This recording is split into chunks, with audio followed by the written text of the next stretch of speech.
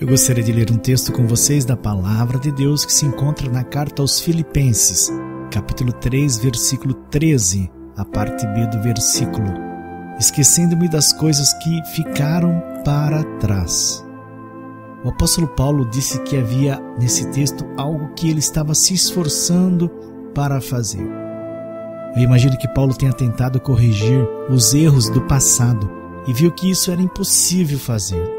Antes de conhecer o Senhor Jesus, ele era um homem mau, que mandava prender e matar cristãos da sua época. Imagine o arrependimento que ele deve ter sentido ao ver que ele matou o povo que agora era sua família. E como ele conseguiu superar isso e ainda ser um homem usado por Deus, livre de condenação e culpa? Ele respondeu no versículo seguinte: eu prossigo para o alvo, a fim de ganhar o prêmio do chamado celestial de Deus em Cristo Jesus.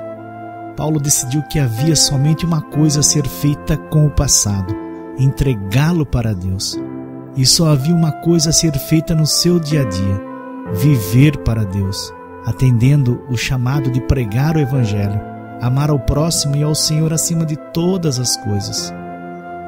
Quando colocamos Deus como prioridade em nosso ser, Ele toma nossas confusões e as transforma em milagres, além de usar os nossos erros para o nosso bem, se confiarmos somente nele. Decida hoje então aceitar o perdão de Deus e abandone suas cinzas. Se você pediu perdão de algo, saiba que Ele não se lembra mais dos seus erros. O mundo em que estamos vivendo está em crise, mas você pode estar em Cristo. Tudo depende da sua escolha. Se ficarmos arraigados nos erros que cometemos, deixaremos de ver as oportunidades do dia a dia, deixaremos de sonhar e a vida se tornará terrível. Por isso, dê um passo hoje, amanhã dê outro, e logo você terá ido bem mais longe do que imaginou. Jesus não escolheu os mais perfeitos e habilidosos de sua época, mas escolheu aqueles que queriam acertar na vida, aqueles que queriam ser alguém. Ele ainda escolhe aqueles que não são para confundir os que são. Ele escolhe os fracos para confundir os fortes.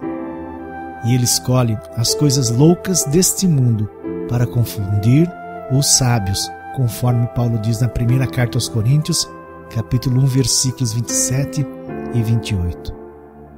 Por isso, meu irmão e minha irmã, esqueça o que passou e avance para o alvo, que é o Senhor Jesus. Todo o resto irá passar, mas aquele que fizer a vontade de Deus, este sim permanecerá para sempre. Creia nisto, creia hoje, creia agora, e que o Senhor Deus abençoe sempre a sua vida.